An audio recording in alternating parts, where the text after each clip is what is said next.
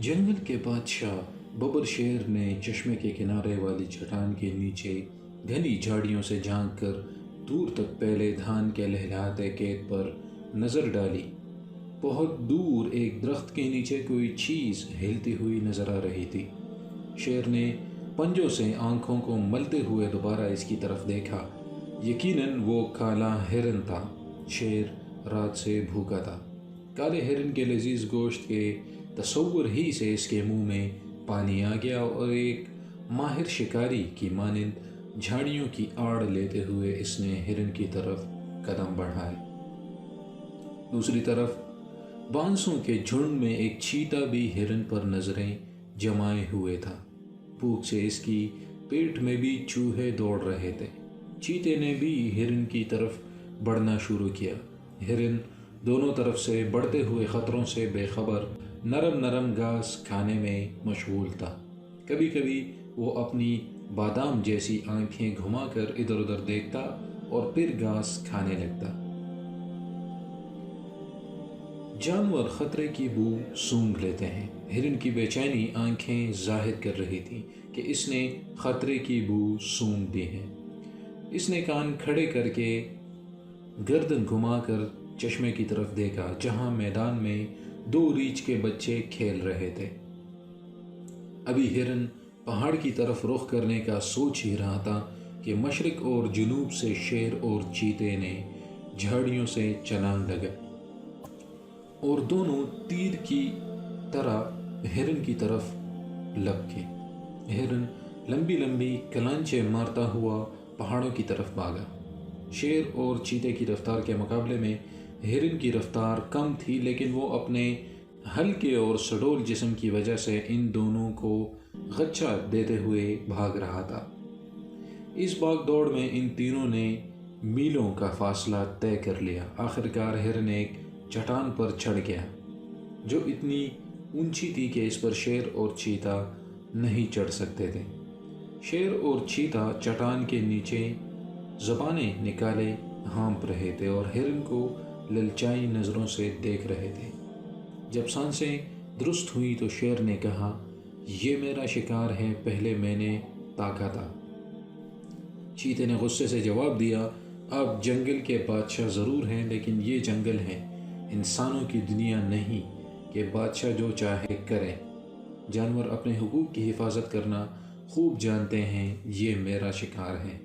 شیر دھاڑا، انسان ہو یا جانور، جس کی لاٹھی اس کی بھینس کا قانون ہر جگہ چلتا ہے، میں تم سے زیادہ طاقتور ہوں۔ شیر اور چیتے کی تکرار سن کر ہرن نے اطمینان کا سانس لیا اور کہا، میرے محترم بادشاہ، یہ میری خوش نصیبی ہوگی کہ میں آپ جیسے شاہی خاندان کے افراد کی غذا بنوں، لیکن پہلے آپ دونوں طے کر لیں کہ آپ میں سے کون میرا لذیذ گوشت نوشت فرمائے گا۔ شیر اور چیتا دوبارہ تکرار کرنے لگے۔ اسی دوران ادھر سے ایک گدھے کا گزر ہوا تو ہرن نے جھٹ سے مشورہ دیا، میرے خیال سے آپ دونوں اس سلسلے میں گدھے صاحب سے مشورہ لے لیں، کیونکہ مشورہ دینے کے لیے عقل مند ہونا ضروری نہیں۔ شیر نے کہا، چلو مجھے منظور ہے، وقت پڑنے پر گدھے کو بھی باپ بنانا پڑتا ہے۔ چیتے نے گدھے کو حکم دیا، گدھے کے بچے ادھر آ۔ گدھا پہلے تو ڈرا کہ کہیں یہ دونوں اسے ہی ہڑپ نہ کر لیں، پھر ڈرتے ڈرتے دانت نکالتا ہوا ان کے قریب آیا اور جب ان سے پورا قصہ سنا تو خوشی سے مشورہ دیا، ہاں تو شیر صاحب، آپ کا دعویٰ ہے کہ آپ نے ہرن پر پہلے نظر بد ڈالی، جبکہ چیتے صاحب کا دعویٰ ہے کہ ہرن کو دیکھ کر پہلے ان کی رال ٹپکی، کیونکہ یہاں کوئی گواہ نہیں ہے۔ اس لیے میرا مشورہ ہے کہ آپ دونوں اپنی اپنی جگہ تشریف لے جائیں اور جب میں رینگنا شروع کر دوں تو آپ دونوں دوڑنا شروع کر دیں۔ جو بھی پہلے یہاں پہنچ جائے گا وہی ہرن میاں کو نوش فرمانے کا حقدار ہوگا۔ شیر اور چیتا بھوک سے بیتاب تھے، لیکن دونوں کو اپنی تیز رفتاری پر ناز تھا، اس لیے انہوں نے گدھے کی تجویز مان لی اور یہ طے ہوا کہ دونوں اپنی اپنی جگہ لوٹ جائیں گے۔ اور اسی دوران ہرن صاحب چٹان سے اتر کر نہا دھو کر ان میں سے ایک کی خوراک بننے کے لیے میدان میں کھڑے ہو جائیں گے، اور جیسے ہی گدھے صاحب اپنی بے سری آواز میں رینگنا شروع کر دیں گے، دوڑ شروع ہو جائے گی۔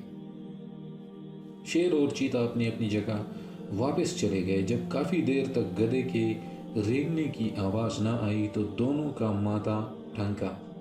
پہلے تو انہوں نے ایک دوسرے کو گورا، پھر چٹان کی طرف دوڑنا شروع کیا، اور جب وہ چٹان کے نزدیک پہنچے تو دیکھا وہاں چاروں طرف ویرانی اور سناٹا تھا۔ ہرن کا کہیں پتہ نہ تھا، اور گدھے کے سر سے سینگ ہی نہیں، پورا گدھا ہی غائب تھا۔ شیر نے غصے سے چیخ کر کہا، اس گدھے کے بچے نے ہمیں دھوکہ دیا۔ چیتے نے سر جھکا کر افسوس سے کہا، شیر صاحب، گدھا وہ نہیں، ہم دونوں ہیں۔ تو اس سے معلوم ہوا کہ ایک انکیپیبل آدمی سے مشورہ کرنا بھی نقصان سے خالی نہیں ہے۔